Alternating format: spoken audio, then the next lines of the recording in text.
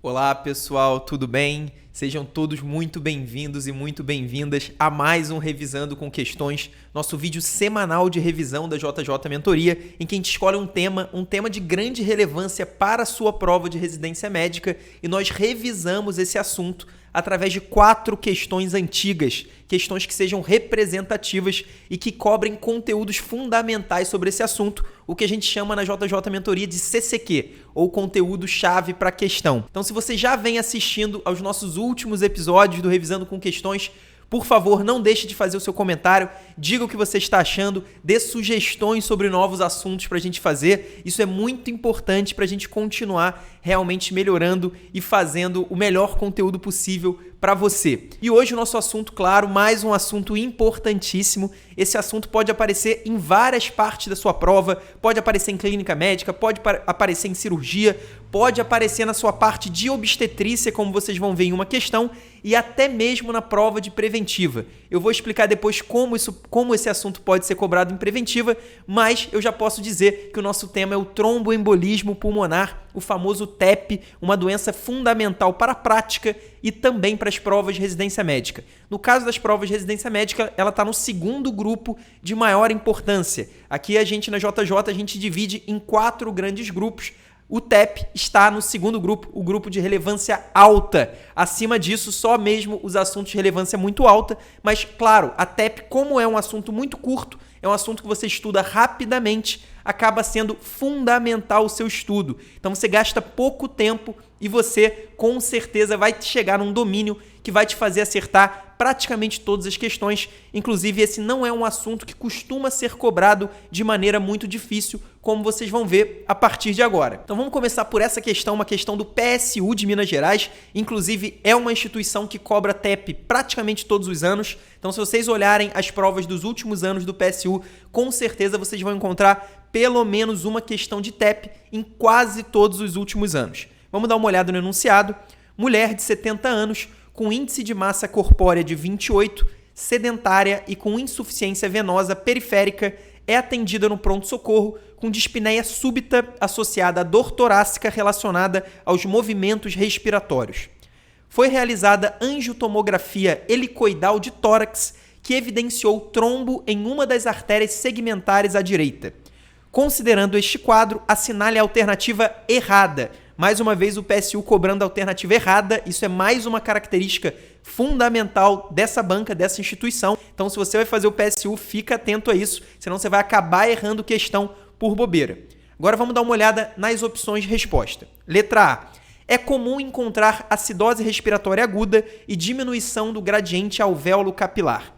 Letra B. A anticoagulação deve ser considerada como prevenção secundária, pois não se trata de terapia definitiva. Letra C. Na escolha da anticoagulação, levar em consideração o fato de que a heparina não fracionada, assim como a heparina de baixo peso molecular, apresenta taxas maiores de complicações hemorrágicas estatisticamente semelhantes. E, por fim, a letra D. Baixa saturação de oxigênio é repercussão respiratória comum nesses casos. Então, eu já adianto que essa foi uma questão anulada do PSU. Vocês vão descobrir por que essa questão foi anulada. Realmente é uma questão com algumas opções aí bem polêmicas, para dizer o mínimo, né? Para não falar realmente que é uma questão muito mal formulada. Então, a questão foi corretamente anulada, mas é uma questão muito boa, mesmo tendo sido anulada. Eu vou explicar por quê, eu vou consertar os erros que a banca acabou cometendo, mas é uma questão muito boa para a gente revisar alguns subtópicos fundamentais sobre TEP. Então, vamos começar lá da letra D. Primeiro, na verdade, vamos começar pelo enunciado. Um ponto importante, a gente tem uma mulher de 70 anos com massa corpórea de 28, né, com IMC de 28. Então, é uma paciente com sobrepeso e ela tem insuficiência venosa periférica. Associado a isso, ela começou um quadro clínico de dispneia súbita associada à dor torácica ventilatório dependente, que é exatamente o que a banca falou ali, relacionada aos movimentos respiratórios. Esse é o quadro clínico clássico de TEP. Então é assim, exatamente assim que vai aparecer na sua prova. Normalmente vai aparecer algum grupo de paciente que tenha um alto risco para a trombose venosa. Nesse caso é uma mulher idosa que tem insuficiência venosa periférica. Então só isso aí, ela é uma paciente com sobrepeso, idosa e que tem insuficiência venosa periférica. Só esses 3 fatores já aumentam o risco dela ter TEP, dela ter uma trombose venosa.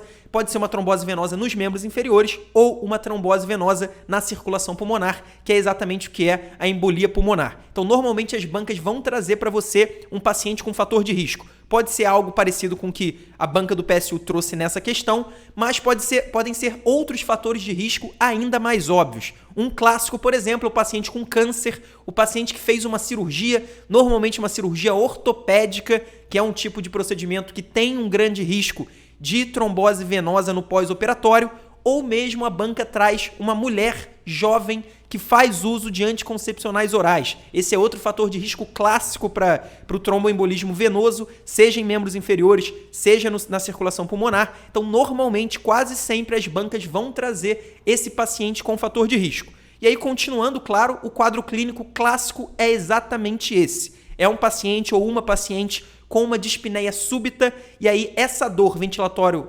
dependente não é uma dor que acontece sempre, mas é uma dor típica da TEP. Então, se existe uma embolia pulmonar e se existe uma dor associada à embolia pulmonar, com certeza vai ser uma dor como essa, uma dor associada ao movimento respiratório, que é chamado de dor ventilatório dependente. Então, nem sempre vai aparecer a dor, mas se aparecer vai ser dessa maneira. O principal realmente é a dispneia súbita associada a uma taquipneia, taquicardia e com a radiografia e o exame físico que não apontem exatamente o diagnóstico. Esse é um ponto fundamental para você desconfiar de TEP, não só na sua prova de residência, como também na prática.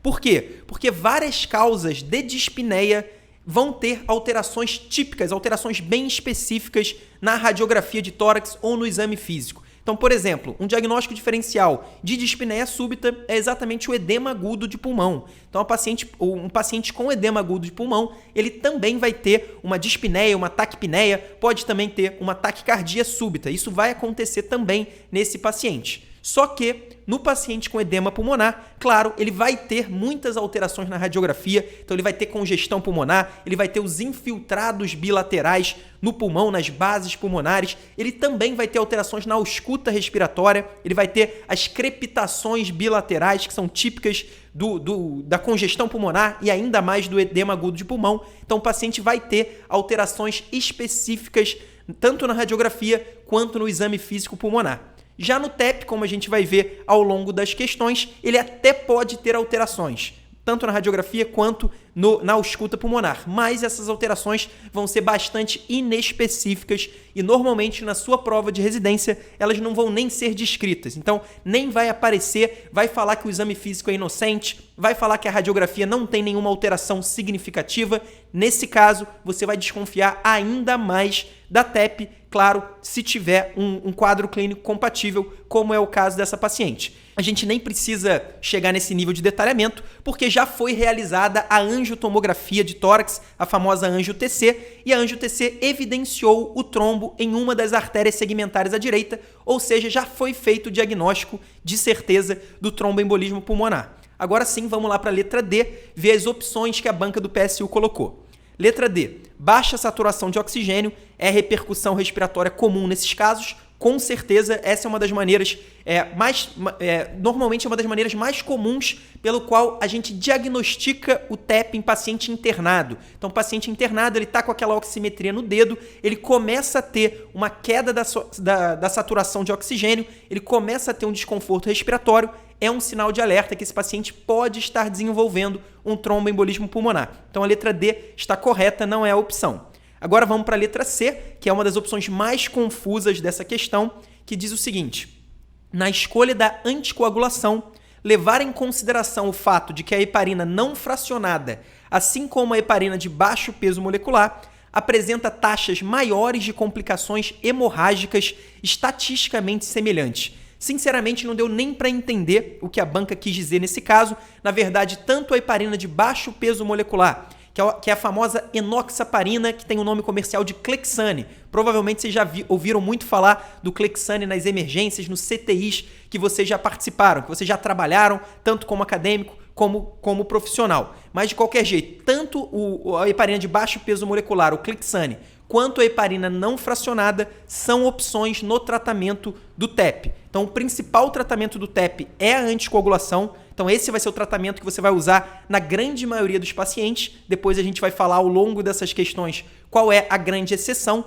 mas o principal tratamento é a anticoagulação e tanto o Clexane, a enoxaparina, quanto a heparina não fracionada são opções e as duas têm taxas de sangramento semelhantes. Então não existe uma grande superioridade de uma sobre a outra. A grande vantagem do Clexane, da enoxaparina, é que ela não precisa ser monitorada. No caso da heparina não fracionada, quando você começa a anticoagulação, você precisa monitorar para ver se essa anticoagulação está sendo realmente uma anticoagulação bem feita e não está sendo excessiva. E a gente vai monitorar exatamente pelo PTTA, que é um parâmetro utilizado para monitorar a anticoagulação feita pela heparina não fracionada. Isso é muito importante, então no caso da heparina não fracionada, a gente precisa monitorar o grau de anticoagulação. Não pode nem ser uma anticoagulação excessiva, nem ser uma anticoagulação insuficiente. Então a gente precisa fazer esse monitoramento, por isso normalmente a gente vai preferir a heparina de baixo peso molecular.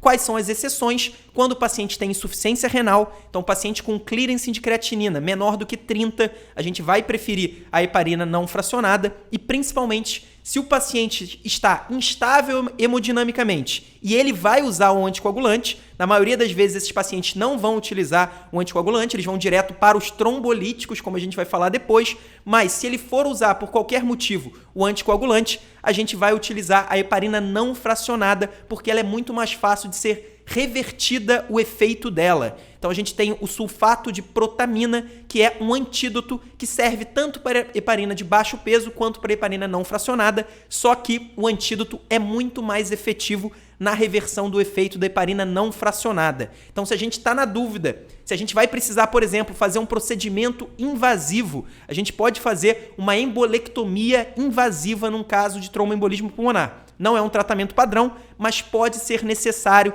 em alguns casos. Então, por isso, como a gente tem uma facilidade muito maior de reverter o efeito da heparina não fracionada, nesses casos que a gente está na dúvida se vai precisar ou não fazer um procedimento mais invasivo, a gente prefere a heparina não fracionada. Então é basicamente isso, as duas são efetivas, a gente prefere normalmente a enoxaparina, porque a farmacocinética é muito mais fácil, a posologia é mais fácil, não precisa monitorar. E nos casos de insuficiência renal, clearance de creatinina menor do que 30 ou paciente instável hemodinamicamente, se for fazer anticoagulação, a gente vai preferir a heparina não fracionada. Então, foi uma opção que ficou muito confusa o que a banca colocou, provavelmente por isso foi anulada pela banca, mas de qualquer jeito, esses são os conceitos fundamentais da letra C. Indo para a letra B fala que a anticoagulação deve ser considerada como prevenção secundária, pois não se trata de terapia definitiva. Essa é uma opção bem polêmica, porque, como eu falei, a anticoagulação é o principal tratamento do tromboembolismo pulmonar. Então, é o principal tratamento do TEP, é o tratamento padrão que você vai utilizar em 80%, 90% dos seus pacientes. Mas a grande função da anticoagulação é evitar a recorrência do TEP, a recorrência da embolia pulmonar. Isso é fundamental que você entenda, porque quando o paciente inicia um quadro de dispneia, um quadro relacionado a uma embolia pulmonar, o grande problema é que esse paciente tem um grande risco de recorrência dessa embolia pulmonar nos próximos minutos, nas próximas horas. Então, o mesmo trombo que se deslocou lá do membro inferior, normalmente esse trombo sai do território ilíaco, esse é outro ponto importante, não é da panturrilha, normalmente não é do território femoral, normalmente é do território iliofemoral. Então, quanto mais proximal, maior o risco dele causar a embolia pulmonar. Então, o risco desse paciente que já teve esse deslocamento de trombo do membro inferior para o pulmão é que ele tenha de novo o deslocamento de mais um trombo e o quadro vai se agravando até que esse paciente pode chegar num quadro muito grave e até ir a óbito. Então, a grande função da anticoagulação é evitar a recorrência do TEP. Por isso, muita gente chama de prevenção secundária, só que essa não é considerada uma nomenclatura tão adequada, porque na maioria dos casos, o único tratamento vai ser a anticoagulação. Então a banca falou que a anticoagulação deve ser considerada como prevenção secundária, pois não se trata de terapia definitiva. Em muitos casos, é sim, a anticoagulação vai ser a terapia definitiva. Por isso, apesar do conceito realmente ser muito parecido com a prevenção secundária, não dá para a gente dizer que não se trata de terapia definitiva. Então, esse é um problema também da letra B. O mais importante é que você saiba o conceito. O tratamento, na maioria das vezes, na grande maioria das vezes, vai ser só a anticoagulação. Quando que ele vai deixar de ser anticoagulação? Quando o paciente está instável hemodinamicamente. Nesse caso, o tratamento padrão vai ser o trombolítico. Pelo menos inicialmente, a gente não vai iniciar a anticoagulação, a gente vai começar o trombolítico, que pode ser tanto a alteplase, que é o trombolítico de escolha, né, de primeira linha, ou a streptokinase. Então, isso é muito importante que você saiba. A anticoagulação é sim a terapia definitiva na maioria dos casos. E por fim, a letra A. A letra A, sim, era para ser o gabarito que a banca imaginava, com certeza. Isso é até importante, é uma questão mal feita pelo PSU, mas dava para a gente acertar essa questão, mesmo ela sendo mal feita. Por quê? Porque a letra C estava muito confusa, realmente parecia uma opção errada, mas você via ali que a própria banca se enrolou ao fazer a letra C. A letra B, apesar também de ter um erro ali, é uma opção um pouco mais polêmica, dá para ter pelo menos uma ideia de que a banca mesmo se confundiu. Já a letra A claramente está errada. A letra A com certeza está errada e muitas vezes você vai precisar ter essa clareza. Você vai ver 2, 3 opções que parecem ser a resposta, mas uma delas com certeza é a resposta. Se você souber disso, se você tiver essa clareza, marque essa opção que você tem certeza que a chance de você acertar e de não ser prejudicado, caso a banca não anule a questão, o que infelizmente muitas vezes acontece, é muito grande. Então sempre vai na opção certeira. Então vamos dar uma olhada na letra A. É comum encontrar acidose respiratória aguda e diminuição do gradiente alvéolo capilar. A letra A é o tipo de opção que confunde muita gente. Muita gente associa insuficiência respiratória com acidose respiratória, sendo que na maioria das vezes é exatamente o oposto. Então, na maioria dos casos de embolia pulmonar, o distúrbio ácido básico respiratório que vai acontecer é a alcalose respiratória e não a acidose. Por quê? Porque o paciente com dispneia, ele vai aumentar a frequência respiratória, ele vai aumentar a sua ventilação pulmonar. Então, para compensar o problema de troca que ele está tendo realmente ali uma embolia pulmonar, então o sangue não está perfundindo os pulmões como deveria, pelo menos em alguns segmentos. Então, para tentar compensar isso, o paciente acelera a frequência respiratória, o paciente aumenta a ventilação. Esse aumento de ventilação vai causar uma excreção maior de gás carbônico e isso gera uma alcalose respiratória e não uma acidose. Mas não sei se vocês perceberam, eu falei que na maioria dos casos de TEP o paciente tem alcalose. Por quê? Porque numa minoria dos casos, especialmente quando o quadro é muito grave, o paciente tem um esforço respiratório tão grande que ele começa a ter uma fadiga da musculatura respiratória. A partir do momento que ele começa a ter essa fadiga da musculatura respiratória, o quadro pode virar de uma alcalose respiratória para uma acidose. Porque aí o paciente que estava excretando muito gás carbônico, ele passa a não conseguir excretar por conta da fadiga da musculatura respiratória, e aí sim seria uma acidose, mas isso é só para uma minoria dos casos, aqueles casos mais graves e mais prolongados. Normalmente, o TEP vai ser associado a uma alcalose e não uma acidose. E aí, a segunda parte da opção fala em diminuição do gradiente alvéolo capilar. Se a gente pensar, o paciente com TEP, ele está tendo uma ventilação adequada, ele está tendo até uma ventilação aumentada, só que ele não tem uma perfusão sanguínea nos pulmões adequada, ele não está 100% essa perfusão. Porque, claro, a gente tem uma obstrução de algum vaso da circulação pulmonar, então o pulmão não está sendo perfundido como ele deveria. O que vai acontecer? O ar está chegando, então a gente tem um alvéolo com ar oxigenado, não tem problema nenhum na entrada do ar, na ventilação, só que tem um problema na perfusão, ou seja, vai aumentar o gradiente alvéolo capilar. O alvéolo vai estar muito bem oxigenado e o capilar nem tanto, porque nem todos os segmentos do pulmão vão estar perfundidos adequadamente. Então, na verdade, o TEP ele aumenta o gradiente alvéolo capilar e não diminui, como está ali na letra A. Com certeza, essa é a única opção. Na verdade, não é a única opção porque a banca acabou se confundindo. Mas essa é a grande opção errada, claramente errada, e era o gabarito pretendido pela banca. Acabou sendo anulada, mas ainda serviu muito bem para a gente rever alguns conceitos importantes sobre a doença. Agora vamos dar uma olhada nessa questão aqui da Unifesp. Dessa vez essa não foi anulada. Vamos dar uma olhada no enunciado. Mulher de 23 anos de idade, previamente ígida, chegou no pronto-socorro com quadro de dispneia há 2 horas, acompanhada de dor torácica, nega tosse e febre.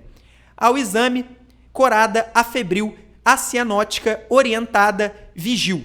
Pulmões, roncos esparsos, frequência respiratória 30, saturando 92%, ritmo cardíaco regular em 2 tempos, bulhas normofonéticas, frequência cardíaca de 120 batimentos por minuto. A pressão arterial é de 100 por 60 milímetros de mercúrio, membros inferiores sem edemas. Calculado o score de Wells, que foi considerado de baixa probabilidade.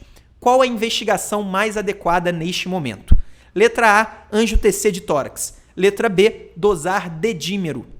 Letra C, cintilografia, ventilação, perfusão. Letra D, ecocardiograma, troponina e BNP. E letra E, não há necessidade de investigar porque é de baixa probabilidade. Então essa é uma questão cobrando o subtópico mais importante sobre TEP. Esse é o subtópico onde estão concentrados a maioria dos CCQs sobre esse assunto, o que as bancas de residência adoram cobrar, inclusive na parte de preventiva. Lembra que eu falei que eu ia explicar? Vai ser exatamente nessa questão. Por que o diagnóstico de TEP é tão cobrado? Porque ele envolve vários exames num fluxograma, que é relativamente complexo e que aborda os principais conceitos que as bancas amam cobrar na parte de testes diagnósticos. E aí eu estou falando da sensibilidade, especificidade e valores preditivos. Então vamos dar uma olhada no enunciado com calma. Primeiro a gente tem uma paciente de 23 anos. Então nesse caso não é uma paciente que por si só ela já tenha um grande risco para TEP. Claro que é uma mulher jovem, então possivelmente ela usa anticoncepcionais orais, que é um fator de risco. Mas se a gente for olhar o restante do enunciado, a banca no final já diz que o score de Wells foi considerado de baixa probabilidade. O que é, afinal, esse score de Wells? Esse score de Wells nada mais é do que uma maneira da gente estimar, antes de fazer um exame diagnóstico, se o paciente tem uma alta probabilidade de embolia pulmonar ou se ele não tem uma alta probabilidade de embolia pulmonar. Então existem alguns critérios dentro desse score. Se o paciente atinge mais do que 4 pontos, significa que ele tem um alto risco de embolia pulmonar. Se ele atinge até 4 pontos, significa que ele não tem um alto risco para embolia pulmonar. Então existem vários parâmetros utilizados no score de Wells, mas eu não recomendo que você tente memorizar exatamente cada um deles. Claro que pode ter alguma questão ou outra que vai te cobrar esse domínio, mas eu garanto para você que vai ser a minoria absoluta. Na maioria das vezes vai ser como essa questão aqui da Unifesp. A própria banca já vai te dizer diretamente se o paciente tem ou não um alto risco para TEP, ou ela vai te dizer no enunciado, ela vai te dar dicas e você vai ter certeza se o paciente tem ou não.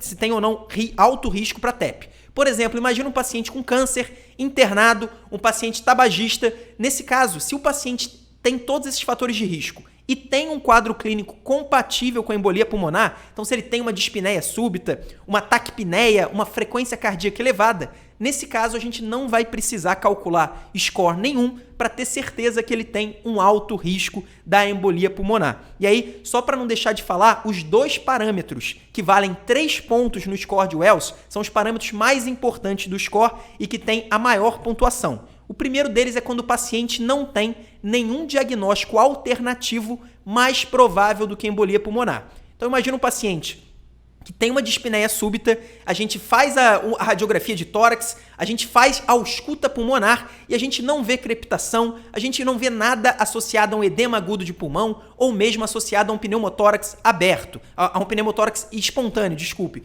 Então, nesse caso, o paciente não tem nenhum diagnóstico alternativo mais provável do que TEP. A gente poderia pensar em edema agudo de pulmão, pela ausculta pulmonar normal dificilmente vai ser. A gente poderia pensar no pneumotórax espontâneo, também, se ele não tiver nenhum fator de risco específico e não tiver alterações também compatíveis na ausculta pulmonar, vai ser muito difícil. Então, nesse caso, seria difícil a gente imaginar um diagnóstico alternativo mais provável. Então, essa paciente, por exemplo, se a gente olhar todo o quadro clínico, é complicado a gente chegar num diagnóstico alternativo mais provável. Então, ela até pontuaria esses 3 pontos. Ficariam faltando mais do que 1 ponto para ela chegar no alto risco de TEP. O segundo critério, que vale 3 pontos, é exatamente se a paciente tem sinais de trombose venosa profunda nos membros inferiores. Vocês sabem que a embolia pulmonar quase sempre ocorre com desprendimento de um trombo que estava localizado nos membros inferiores, principalmente no território iliofemoral. Então, se a paciente ou se o paciente tem sinais clínicos de trombose venosa profunda, principalmente nas questões edema unilateral, que não tem nenhuma explicação, então se a paciente tem, ela ganha mais 3 pontos. Nesse caso, não tem. A banca fez questão de dizer que não há edemas nos membros inferiores. Se a gente prestar atenção em todo o quadro clínico, a gente também não tem nada específico para TEP. E a banca fez questão de dizer que o score de Wells foi considerado de baixa probabilidade. Então, a gente já leva em conta que essa paciente tem baixa probabilidade. Imagina que essa paciente estivesse internada. Se ela estivesse internada, a gente só por isso já consideraria como um risco mais alto de TEP. Então, isso tudo é muito importante. Mas qual que é a utilidade da gente estimar o risco do paciente ter a embolia pulmonar antes mesmo de partir para os exames complementares? Esse é o ponto mais importante e é exatamente isso que é cobrado nas provas de preventiva, na verdade, na prova de clínica, cirurgia preventiva, em todas as partes que cair TEP, é exatamente isso que vai ser cobrado. Basicamente, existem 2 exames que a gente vai utilizar normalmente para diagnosticar TEP. O primeiro deles é o dedímero e o segundo deles é a angiotomografia de tórax, a famosa angio-TC. Porém, o dedímero a gente só vai solicitar quando o paciente não tem um alto risco para TEP.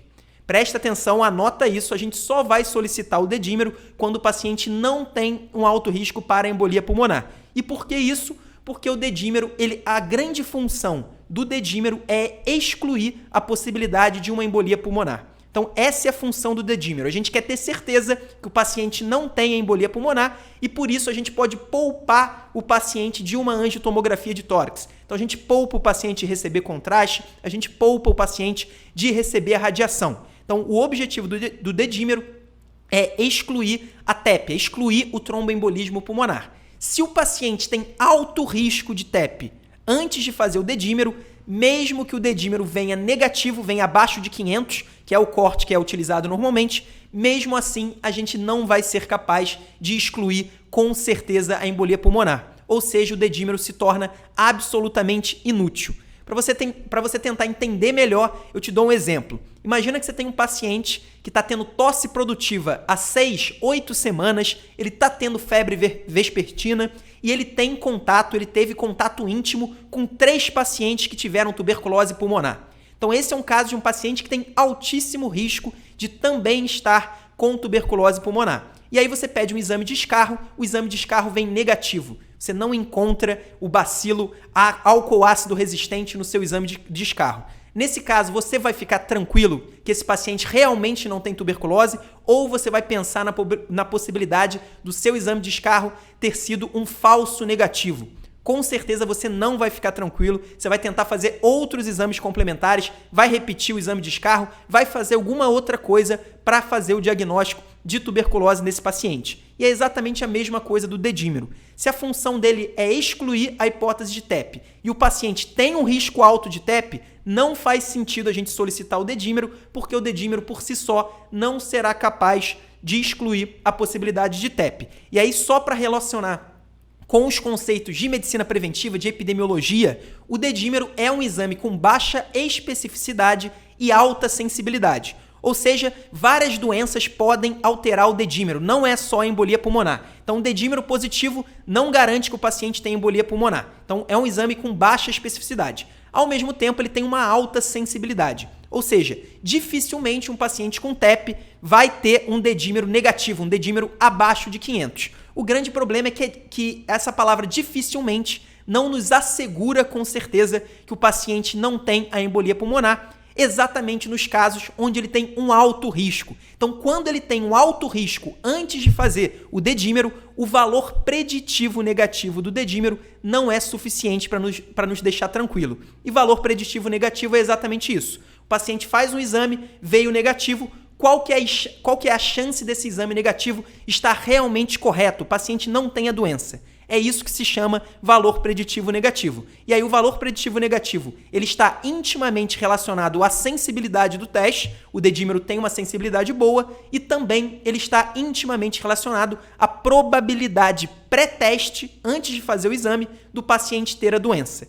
quando essa probabilidade pré-teste é muito alta, como foi o nosso exemplo do caso da tuberculose, nesse caso, o valor preditivo negativo do exame, ele cai muito e no caso do dedímero, ele chega a um valor inaceitável e por isso, se o paciente tiver um risco alto da doença, a gente não tem a menor indicação de solicitar o dedímero, a gente vai direto para a angiotomografia de tórax, que é atualmente o exame de escolha. Então, quando a paciente tem um alto risco, a gente vai direto para a angio-TC de tórax, seria a letra A. Como a banca falou que a paciente fez o score de Wells e que foi considerado de baixa probabilidade, a gente já sabe a conduta inicial vai ser solicitar o dedímero. Se o dedímero vier alterado, a conduta seguinte vai ser solicitar angio-TC de tórax. Se o dedímero vier negativo nesse caso, a gente aí sim fica tranquilo e exclui a possibilidade de embolia pulmonar. Então é muito importante, se você não entendeu, eu sei que pode parecer confuso na primeira vez, mas assiste de novo o trecho desse vídeo,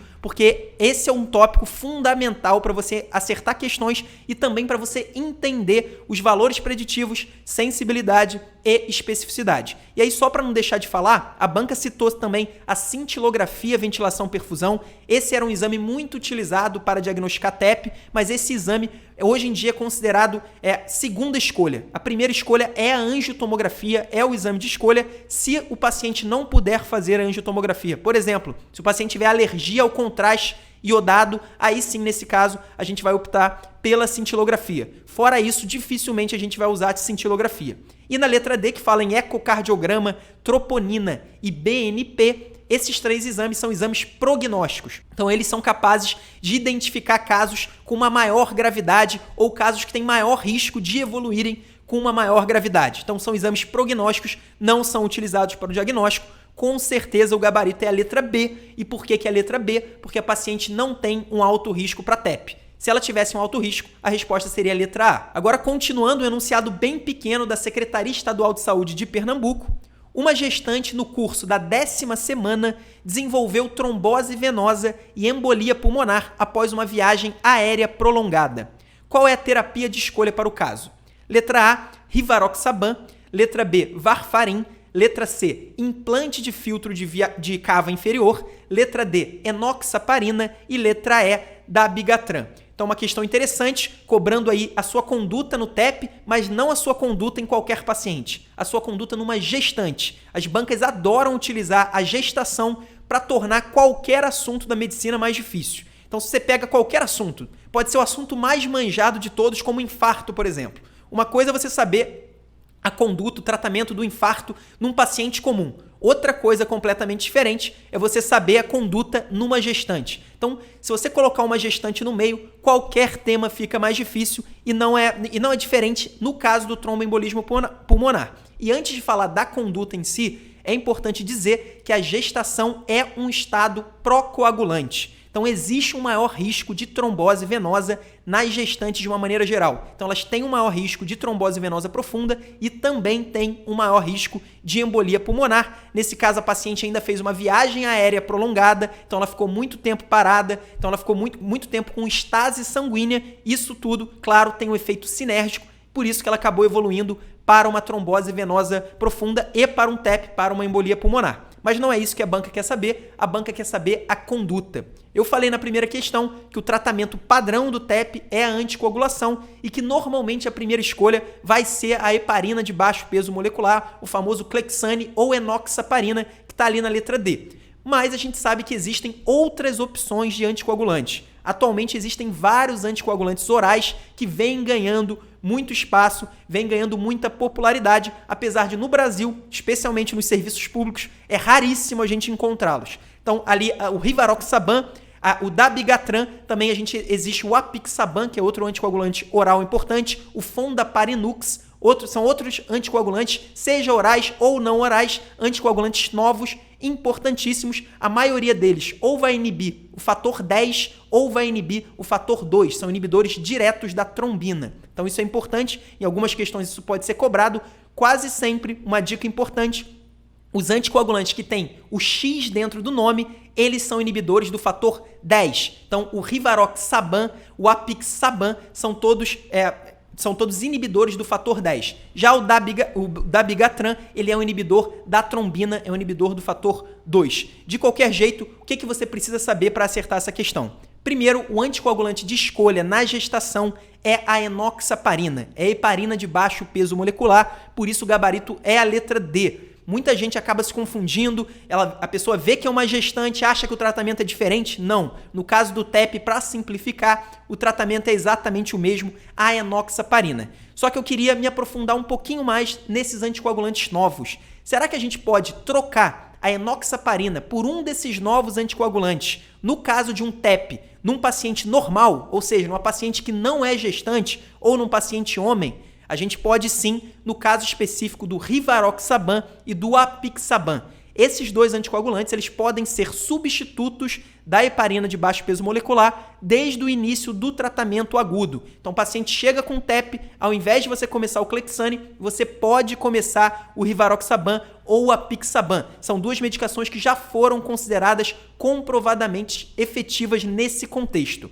Já o dabigatran, o varfarin e outros anticoagulantes orais, a gente pode usá-los no tratamento do TEP, mas não nos primeiros dias. Pelo menos 5 a 7 dias você precisa fazer, nesse caso, a enoxaparina ou a heparina não fracionada. Então isso é muito importante que você memorize. Então, o rivaroxaban e o apixaban são anticoagulantes que podem ser usados desde o tratamento agudo do TEP. Já os outros, dabigatran, fondaparinux, o próprio varfarin, a gente pode utilizá-los. Na verdade, a gente quase sempre vai utilizar um anticoagulante oral depois do tratamento inicial, nos primeiros 5 a 10 dias. Depois a gente vai mandar o paciente para casa, né? Vamos dar alta para o paciente com uma medicação oral. Então, nesse caso, essas outras medicações, sem ser o rivaroxaban e o apixaban, a gente pode fazer, só que primeiro a gente faz a heparina. Então, é um conceito importante, pouca gente sabe e pode ser cobrado em questões mais difíceis. De qualquer jeito, essa questão, apesar da pegadinha da gestação, a resposta não é diferente, a resposta é a enoxaparina, que é o tratamento de escolha para gestantes com tromboembolismo pulmonar. Agora, para finalizar uma questão da Unirio, finalmente uma questão da faculdade que eu me formei, já fazia bastante tempo que eu não pegava, vamos dar uma olhada no enunciado. Um homem de 48 anos, portador de adenocarcinoma de pâncreas, é admitido por dispneia, dor pleurítica e hemoptise de início súbito. O exame físico evidencia temperatura axilar de 37,6 graus Celsius, frequência cardíaca 116, taquipneia, 26 incursões por minuto, pressão arterial de 90 por 50 milímetros de mercúrio, edema de membro inferior esquerdo e sudorese. O laboratório mostra hipoxemia grave, hipercapnia e dímero D acima de 500. Cintilografia de ventilação-perfusão pulmonar indica alta probabilidade para embolia pulmonar. A conduta terapêutica mais adequada, mais recomendada seria: letra A, varfarin, letra B, streptokinase, letra C, heparina plena, letra D, filtro de veia cava e letra E, aspirina. Então, primeiro vamos dar uma olhada no enunciado com um pouco mais de calma. Primeiro, aquela famosa dica das bancas de residência médica, é um homem de 48 anos com um adenocarcinoma de pâncreas. Então, o paciente tem um câncer de pâncreas, que, claro, é um grande fator de risco para um tromboembolismo pulmonar. Além disso, ele tem um quadro típico de TEP, ele tem uma dispneia, dor pleurítica e hemoptise de início súbito. A hemoptise, ela não costuma aparecer, mas ela pode aparecer e está associada ao TEP. Isso é importante, nem sempre ela vai aparecer, na verdade só vai surgir na minoria dos casos, mas é um sinal importante, inclusive está dentro do score de Wells. Então, quando o paciente tem hemoptise, ele ganha pontuação naquele score de Wells diagnóstico. Além disso, o paciente tem uma frequência cardíaca aumentada, ele tem uma taquipneia, ele tem edema de membro inferior esquerdo. Então, claramente, esse paciente tem TEP, inclusive a banca colocou ali um dímero D, um D-dímero acima de 500. Nesse caso, a gente não tinha a menor necessidade de solicitar o D-dímero. Claramente, esse paciente tem uma alta probabilidade de TEP, ele poderia ter ido direto para a angiotomografia ou para a cintilografia. Nesse caso, a banca colocou a cintilografia. Como eu falei numa das questões anteriores, atualmente a gente não faz a cintilografia, o exame de escolha é a angiotomografia de tórax. De qualquer forma, claramente esse paciente tem TEP, mas a banca não quer saber isso. A banca quer saber qual é a conduta terapêutica adequada. Eu venho falando em todas as últimas questões que o tratamento padrão do tromboembolismo pulmonar é a anticoagulação. Então, normalmente a gente vai usar a enoxaparina, a gente pode até usar outros anticoagulantes, como eu falei na última questão, como o rivaroxaban ou mesmo a heparina não fracionada, mas esse é o caso que se encaixa exatamente na exceção. Se a gente prestar atenção, o quadro desse paciente é bem mais grave do que o das questões anteriores. A gente tem um paciente com uma pressão, um homem de 48 anos, com uma pressão de 90/50. Ele já tem uma hipotensão, ele tem ali também uma sudorese, pode ser já um sinal de má perfusão do corpo, né? Má perfusão sanguínea. Esse paciente está instável hemodinamicamente. Quando o paciente tem TEP e está instável hemodinamicamente, o tratamento deixa de ser, pelo menos o tratamento inicial, deixa de ser a anticoagulação e passa a ser o trombolítico. Então lembra que eu falei que a grande função da anticoagulação é evitar uma recorrência da TEP, então é evitar que o paciente tenha novos êmbolos entrando na circulação pulmonar e obstruindo a circulação. Esse é o grande objetivo da anticoagulação. Só que alguns casos são tão graves que não adianta mais a gente só evitar a recorrência. A gente precisa dissolver os trombos, na verdade os êmbolos que estão lá obstruindo a circulação. E é exatamente nesse caso que se encaixa esse homem de 48 anos. Ele já está hipotenso, ele tem uma pressão diastólica menor do que 60, né? Uma pressão diastólica de 50. Tudo bem que a gente não sabe qual é a pressão arterial normal desse paciente. Saber o basal é sempre muito importante para a gente avaliar se o paciente está instável ou não, mas nesse caso a banca da Unirio com certeza quis mostrar para a gente um paciente instável e aí o tratamento vai ser o trombolítico. Dentre essas opções aí, o único trombolítico é a letra B, a streptokinase, que não é o trombolítico de escolha, o ideal seria a alteplase, mas a streptokinase também pode ser utilizada. E aí um detalhe importante para você não esquecer, para você anotar. No caso do AVE, não sei se vocês lembram, mas no AVE isquêmico a gente também tem indicação para fazer o trombolítico. Só que a gente só faz o trombolítico no AVE isquêmico quando o paciente teve o início do quadro a no máximo 4 horas e 30 minutos. Então, se o paciente teve ontem o primeiro déficit neurológico e chega hoje, né, no pronto-socorro para fazer a trombólise, a gente não pode fazer. A gente só pode fazer se o quadro começou a no máximo 4 horas e 30 minutos.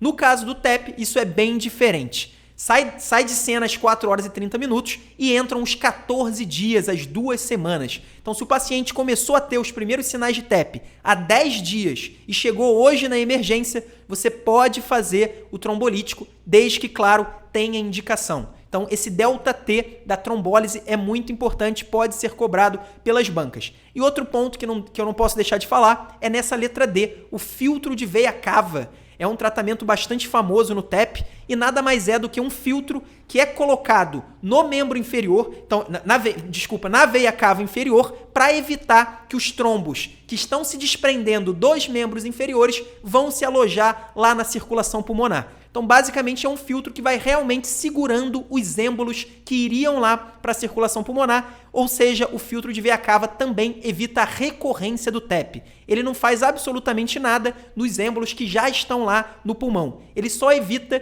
que mais trombos, que com certeza existem nos membros inferiores, se desprendam e vão lá ocluir a circulação pulmonar. Então, o filtro de veia cava ele tem uma função muito parecida com a anticoagulação.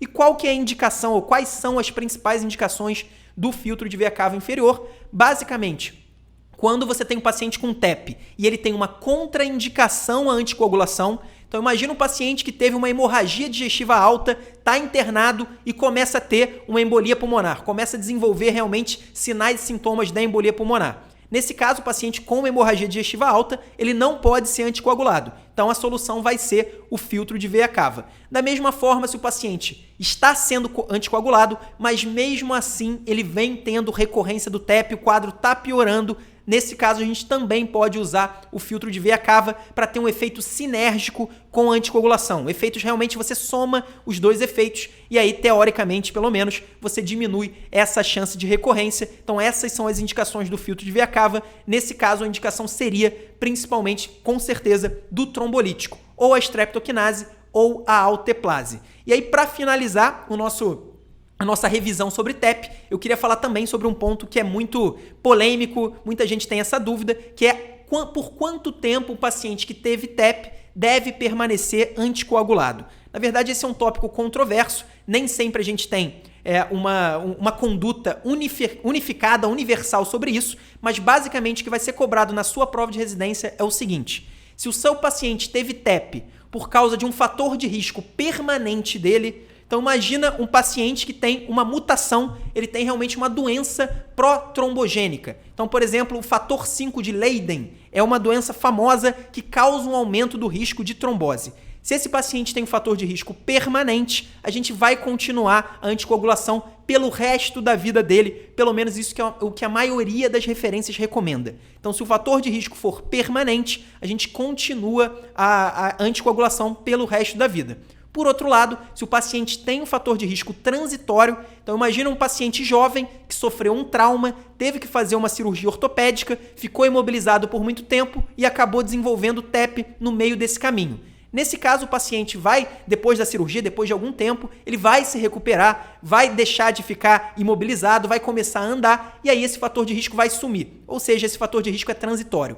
Nesse caso, a maioria das referências vai recomendar que a gente faça a anticoagulação por mais ou menos 3 a 6 meses e aí depois a gente não precisa mais. Basicamente isso, sobre continuar ou não a anticoagulação e, claro, as medicações parenterais, principalmente as heparinas, tanto a de baixo peso molecular como a não fracionada, a gente só vai fazer nos primeiros 5 a 10 dias, quando o paciente tem que ficar internado. Claro que se ele ficar internado por mais tempo, a gente pode continuar, mas depois a gente pode dar alta para o paciente se ele estiver melhorando, e aí ele já vai receber alta com uma medicação oral. A medicação mais comum, pelo menos no nosso meio, é o Warfarin, mas o Warfarin tem um problema parecido com o da heparina não fracionada. A heparina não fracionada a gente tem que monitorar com PTTA, já o Warfarin a gente vai monitorando com INR. Com certeza vocês já viram um paciente que toma Warfarin, ele tem que ir monitorando a anticoagulação com INR. Outras medicações mais novas, como o Dabigatran, como o Rivaroxaban, não têm essa necessidade e por isso hoje são opções de escolha. Claro, pelo alto custo, muitos pacientes não conseguem fazer. Bom, pessoal, essas foram as 4 questões de hoje sobre a embolia pulmonar. Eu tenho certeza que se você dominar todos esses conceitos que a gente falou nesse vídeo, você vai acertar quase todas as questões sobre esse assunto, inclusive aquelas questões que a maioria dos seus concorrentes não vai acertar. Um abraço e até a próxima semana.